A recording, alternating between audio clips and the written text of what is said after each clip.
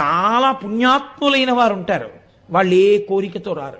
మేము స్వామిని చూడకుండా ఉండలేమని వస్తారు కొండక వాళ్ళు. వాళ్ళు ఏమీ కోరుకోరు. నన్ను అలా చూసి పొంగిపోయి నమస్కారం చేసి వెళ్ళిపోతుంటారు. అలా నా దర్శనానికి వచ్చినటువంటి వాళ్ళు హుండీలో వేసింది పావలా కాసైనా నేను ఆ డబ్బులు తీసుకుని ఖర్చు పెట్టుకుంటాను.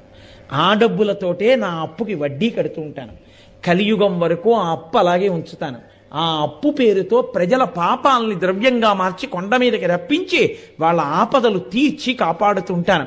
లక్ష్మీ వాళ్ళకి మాత్రం డబ్బు పిల్లలు పాడైపోకూడదు అని లక్ష్మీదేవిని బ్రతిమాలి ఏడుకొండల మీద నిలబడి కలిపురుషుని ప్రభావం చేత ఎంత పాపం చేసినా రక్షించడమే లక్ష్యంగా పెట్టుకుని నిలబడినటువంటి దయాళువైనటువంటి వాడు వెంకటరమణుడు.